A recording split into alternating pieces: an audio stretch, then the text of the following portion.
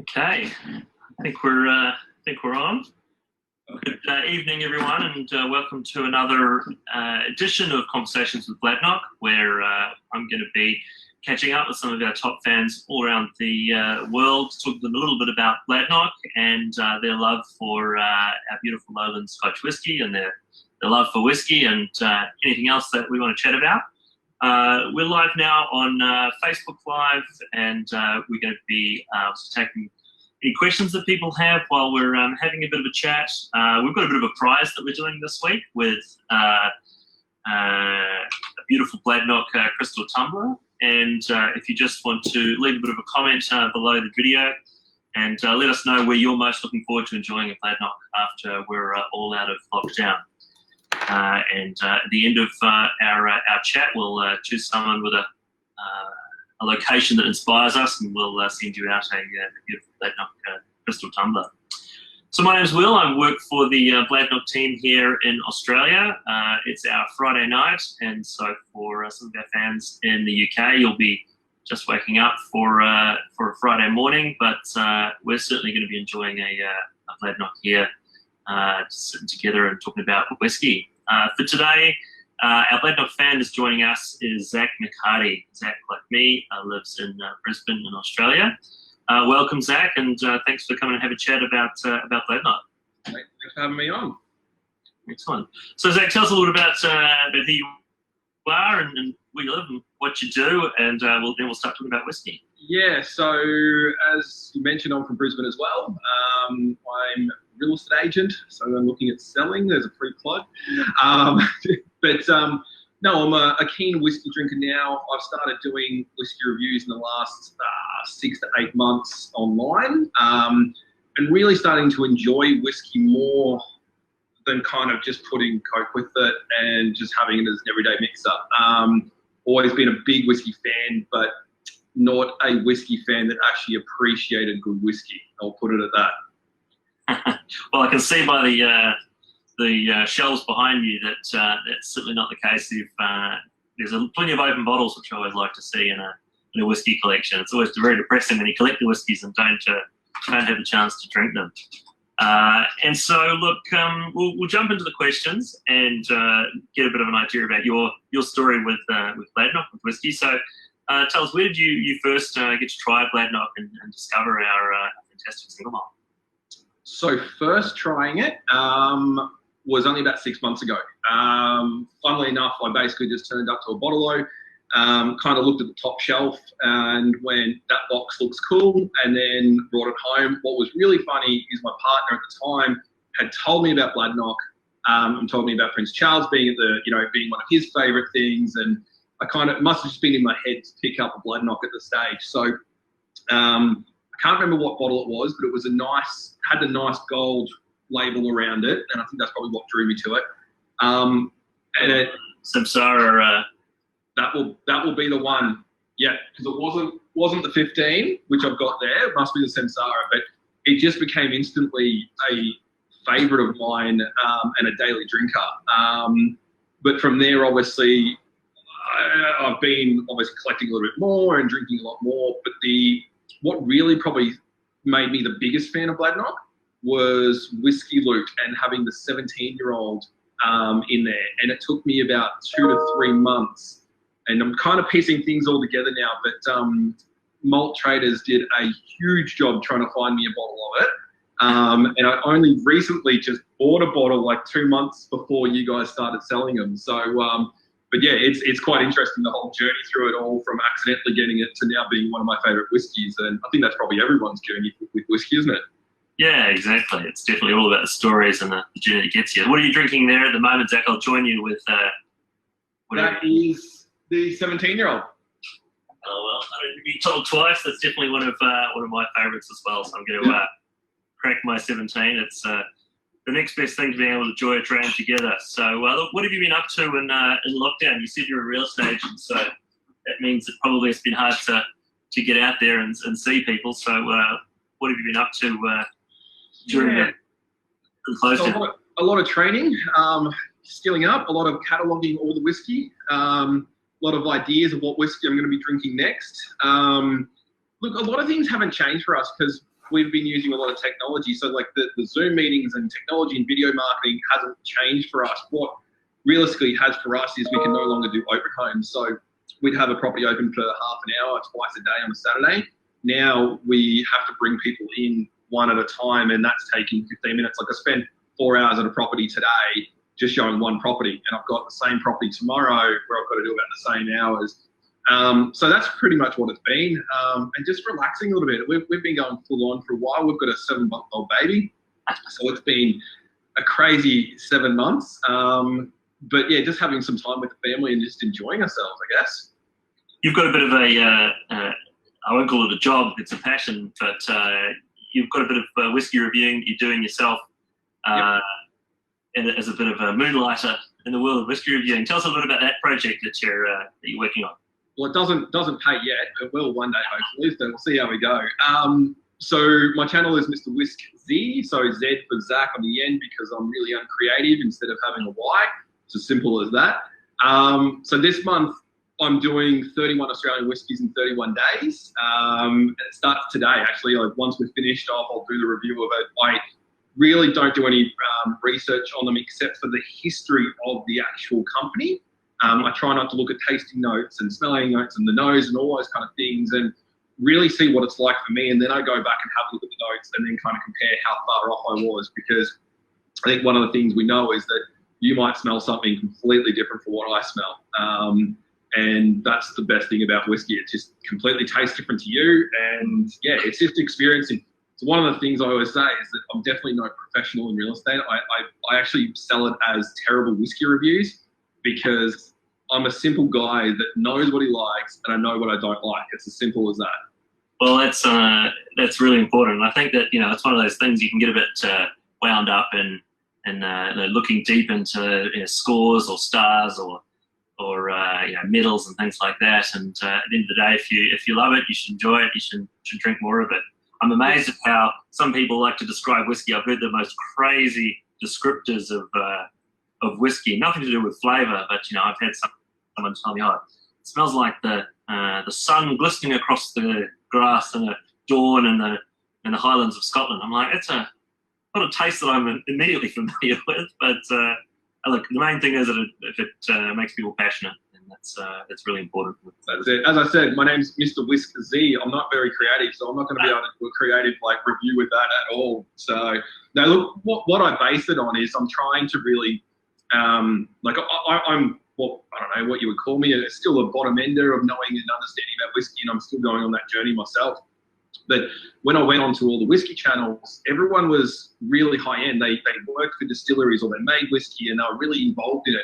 And then I had a lot of mates, because obviously I've had this, we're going, what should I try? What should I be having? So the idea of it is to try and focus on people like myself or people that really aren't educated much, because there's no point talking about all the high-end whiskey stuff if I don't understand it, and then those people aren't going to understand it as well.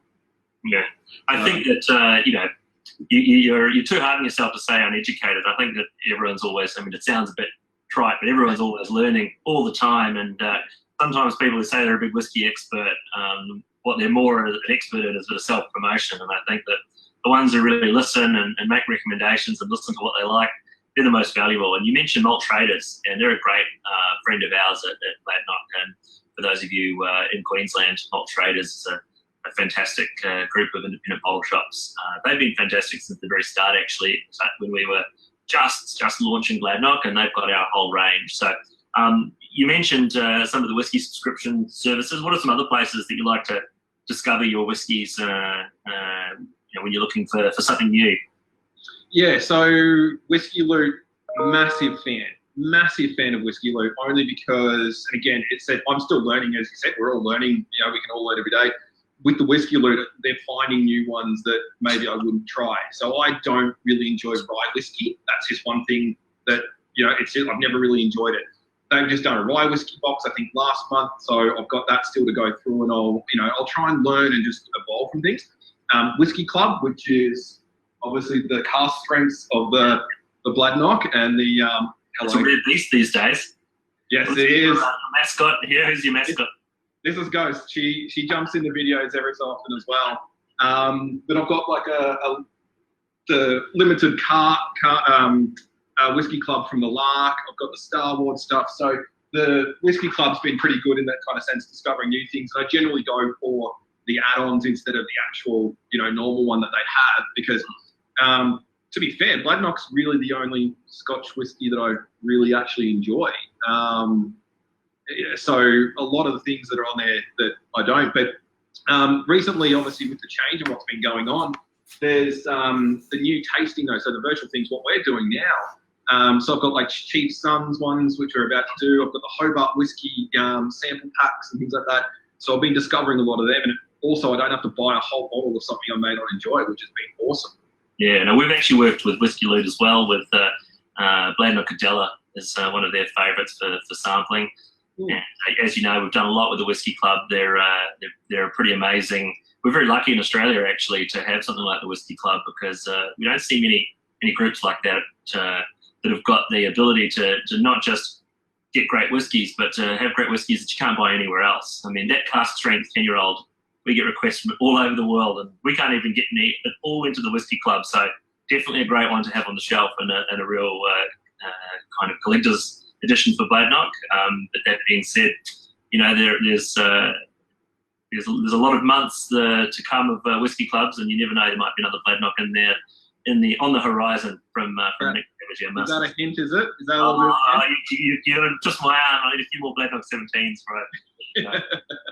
Yeah, it's a great club, and have you tried? And I think I've seen a couple of photos you've done recently. Have you tried a new 11-year-old, the Bladnoch 11-year-old? No. So 10 cask strength, the 15, the 17, the 25 I've had, and that's been about it. So the 11's only just come out recently, hasn't it? It has, yeah. It's only actually in Australia and a couple of retailers. We've got it at Vintage Cellars and at First Choice, and it's quite an interesting little dram actually. Of course, I've got a bottle here. It was again one made by Nick as kind of his sort of first mainstream aged variant for us. So it is the first release. It is only going to be this first release that goes into Australia, but we're going to be launching into some other markets very soon. Probably in the next couple of weeks, to sort of introduce this whiskey to the rest of the world. I mean, the challenge, of course, we've got at Bladnoch is when we took over the distillery a few years ago, the whiskey that we had has got to last us. So we don't have huge selection of whiskey that we can keep kind of pumping out at a particular age. So everything's really in small parcels, and so that's why things like the Whiskey Club edition, like 17-year-old, they're really great ones to grab onto, because they're not going to be around forever, and we're going to keep releasing new and interesting things over the coming years. So where are you guys actually exporting to? Is it just the UK and Australia? Because I see there was someone posting about Canada and you're trying to work with them and things like that. Is it just kind of us? Yeah, look, we're actually in now nearly 40 countries all around the world, and some of them like Australia, the UK and the US, we've got quite good availability. In other countries, they're a bit smaller. We're everywhere as diverse as Malta. We're in the Scandinavian countries. We're in Denmark, and working our way on Sweden and Norway and Finland. They're very tough markets because they're state government controlled. So there's no Dan Murphy's or anything in or Total Wine and More in Sweden. There's one store, and it's the government liquor store, and that's where you buy from. So more of a challenge to get into there. But we're kind of always looking for new markets as well, and we've got a great team over in Scotland that helps us export Bladnoch all around the world to get into people's hands. But definitely Australia is a great market for us. We've got the home connection, of course. We all live in Australia. David, the owner, he's an Australian, so it's really important for us that Australians get to discover Bladnoch, because it's the first. And as far as we know, only Scotch whisky ever owned by an Australian. So that's quite a special connection. That being said, it's still Scotch through and through. It's still very much paying homage to the 200 years of the distillery. And so that's again pretty special that we've got the custodianship of a distillery with such a great history. So we've had a couple of great comments of people already. we've said that Dennis tells us that he got married at Bladnoch, and I guess that brings me to my next question: is where you've had a great sort of journey of discovery of whiskey. Have you got any really special whiskey moments that you want to tell us about? Something really memorable that sticks in your mind that whiskey might have brought you together with someone, or something that was really one to celebrate. Well, there's probably plenty of nights I can't remember with whiskey, but there's so for me, every year for me it's a very special thing. It's a very connected thing for me. I lost my mum about 6 years ago, and I'll admit it, I was a mama's boy. And so what I do is I generally travel every August for her, and I have a sunrise for her, and I generally have a cigar and have a sip of some whiskey. For the last couple of years, or over a couple of years that I've been doing it, I've actually hiked Mount Fuji. And then they have little miniature bottles of Yamazaki Joe. Back in the day, when you could get Yamazaki easily, I had these little tiny Yamazaki bottles. And basically I would hike at the top of Mount Fuji, and anyone that's done it, it's not an easy hike at all. And I would enjoy that as the sunrise would come up. It's one of the most amazing sunrises you'll ever see in your life. And it's quite a long and hard journey to get up there. So it actually makes it even more rewarding. It's the going down part that really sucks. But a bit of whiskey to warm your heart while you're making a walk down. Well, with Mount Fuji, you can only climb in 2 months of the year, so August and September, because otherwise it's just snow capped, and it's summer in August there, so you're in 35 degree days down the bottom. But when you get up top, the wind factor, and obviously because you're so high up, it's still got some snow sometimes up there, and it's like -5, -6 degrees, and if you've got rain, it's even worse. So you definitely need a bit of whiskey to warm yourself up. But I'd say that's probably the most memorable and connecting thing I have with whiskey. There's been a lot of great nights, at bars and connecting, and met some amazing people and stuff like that. But for me, like that's the one thing I look forward to, and it's always got to be, for me, it's got to be a Yamazaki 12-year-old as well. So I'll keep that tradition. What a fantastic story. That's epic. In fact, one of our friends of Bladnoch took a bottle of pure Scott, and he climbed up to the base camp at Everest.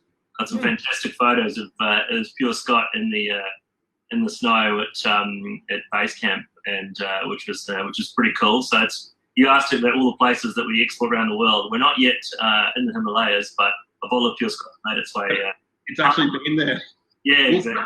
Credit to him. If he brought a whole bottle up, because I hike a fair bit around, certain places. I've do a lot of hiking, and carrying in the amount of gear you've got to carry in, and then putting in what's the pure Scott? They're 700s, aren't they? Yeah, 700s. That's a heavy bottle to bring up. I think it was a little bit lighter on the way back. Definitely had it at the top of the mountain. It always is. So you've got a pretty incredible collection there, and we're very, of course, happy to hear that Bladnoch is at the top of the tree when it comes to scotches. But if you're in quarantine, and as we all are, and you had to take just 3 bottles with you, I know this is so tough when you've got this amazing collection. What are the 3 that you would take with you to get you through a 14-day quarantine if you were locked down? Oh, well, Yamazaki 12-year-old is always something that I've got. I've got multiple bottles always sitting there.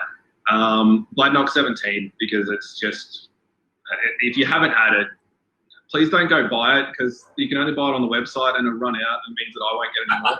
But grab one, it is absolutely amazing.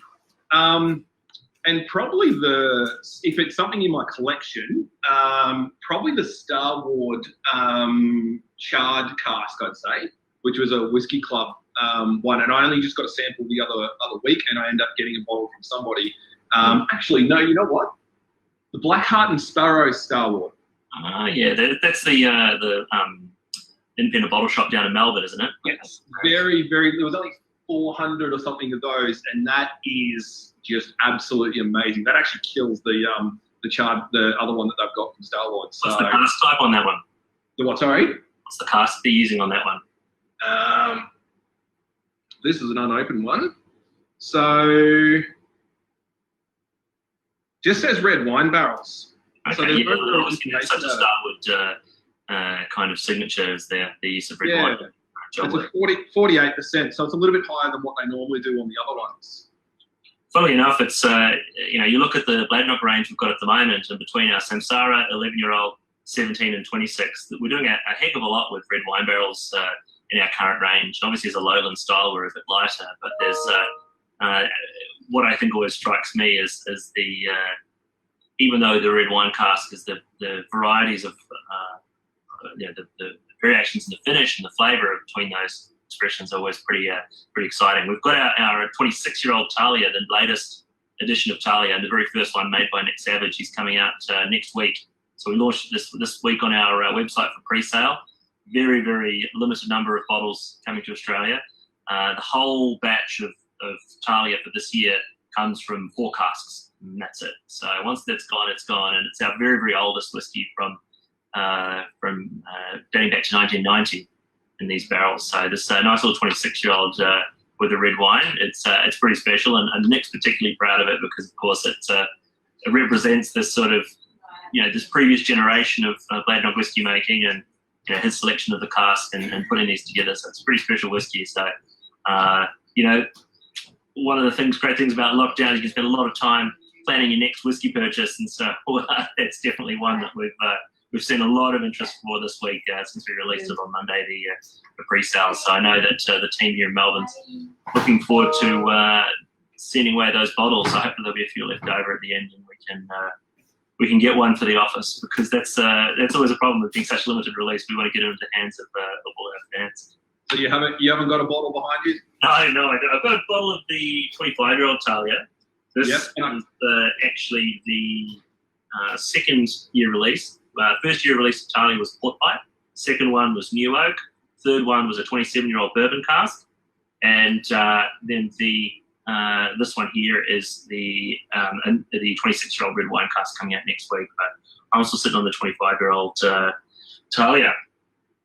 And I can see a bicentennial at the back. Sorry? I can see a bicentennial at the back as well. Yeah, you've seen that one. The bicentennial. This is the real deal. This is no dummy bottle. This is my one tasting bottle for bicentennial. This is a very, very special dram.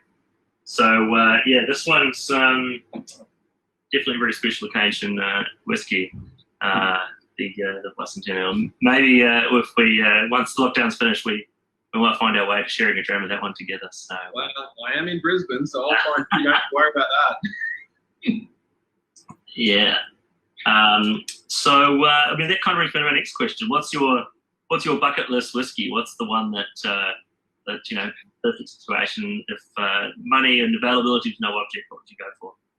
So, well, you'd have to be stupid not to say the bicentennial. But realistically, probably for me, Yamazaki 1983 sherry cask. Wow.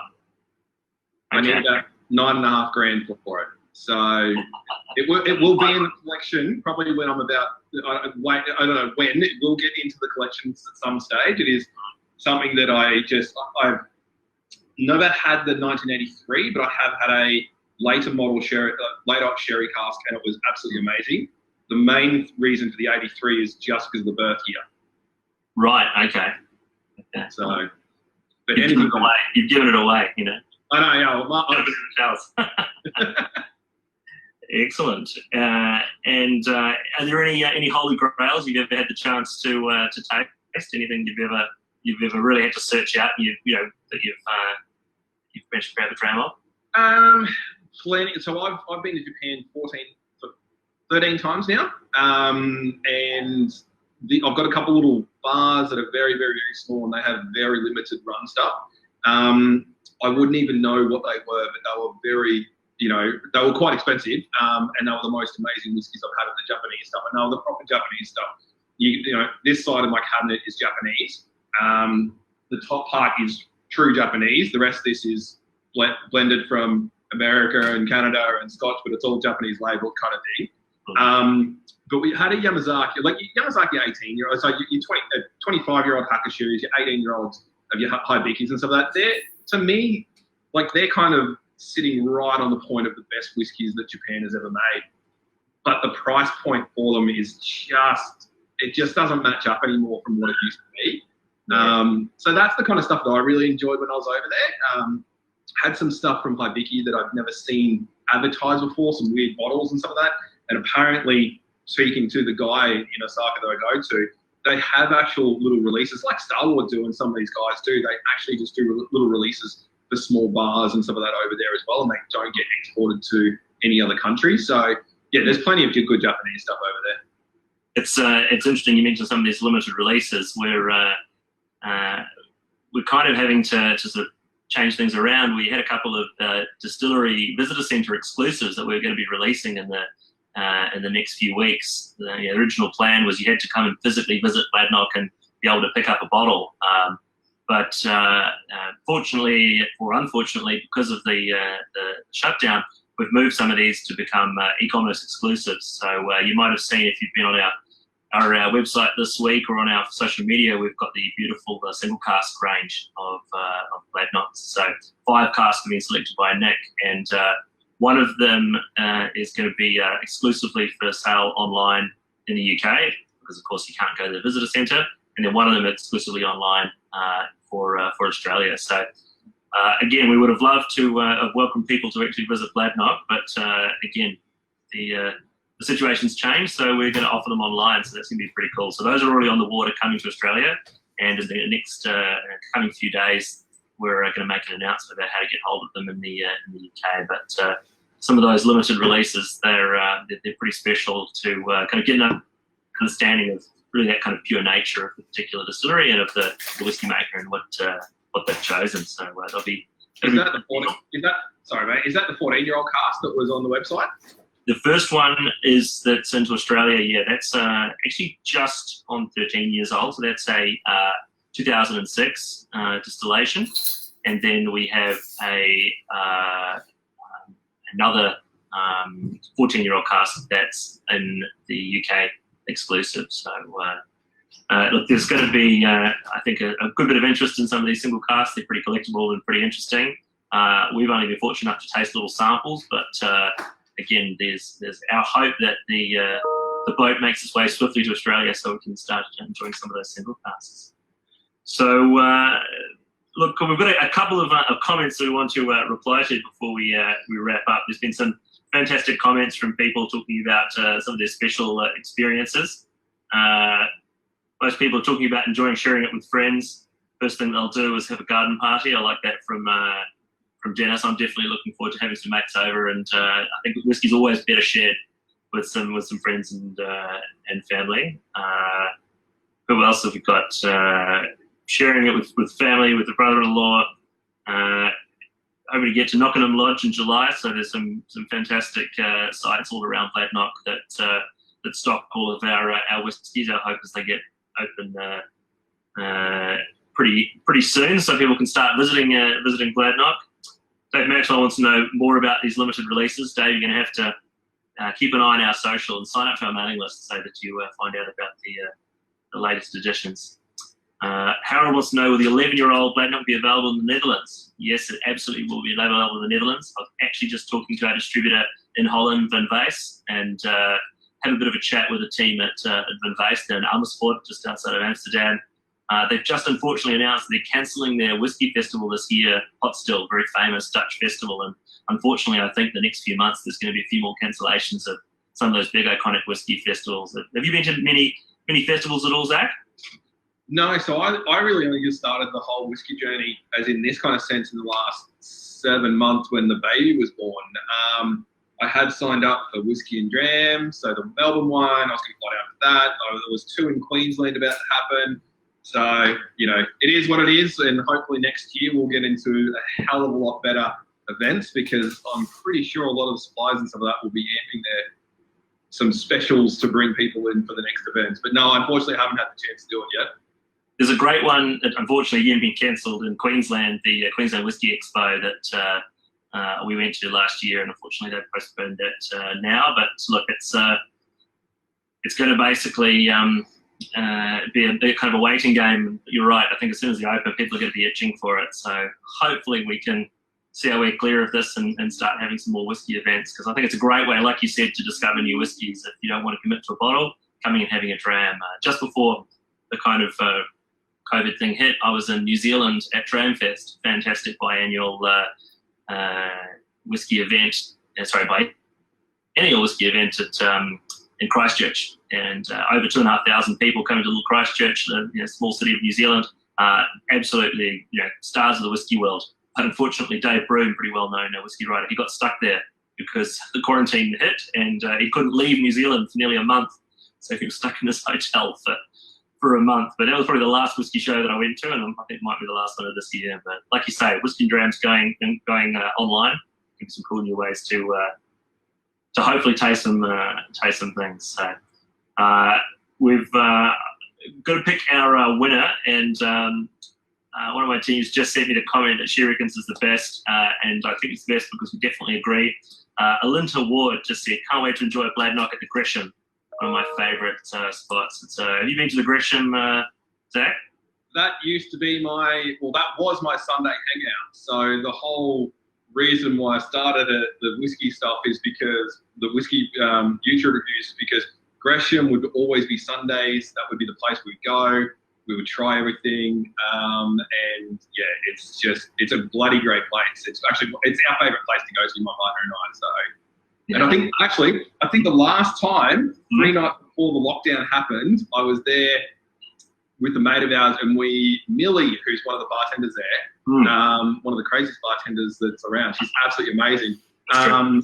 She made an amazing Pure Scott cocktail for me. So shout out, and I can't wait to get back and start doing some proper drinking at some bars again. But yeah, well, definitely a big shout out for Millie Tang. She's definitely a big fan of Pure Scott and of Bladnoch, and a great photographer as well. So actually, she took a couple of the great photos we put on our social. She's pretty skilled at whiskey photography, and definitely skilled at making some great drinks. Look, Zach, thank you so much for hanging out with us on a Friday night, and talking about Bladnoch, talking about whiskey. On the video, make sure you put a link to your whiskey review channel. I'm certainly looking forward to. I can't guarantee I'll be able to keep up with 31 days of Australian whiskey, but I'm definitely looking forward to your thoughts on some of the ones I've got in my collection. So. I have no idea how I'm going to keep up with 31 whiskies in Australia in 31 days either, but it was a very easy conversation to have because it was about something we both love. So, mate, thank you for having me on. It's our pleasure.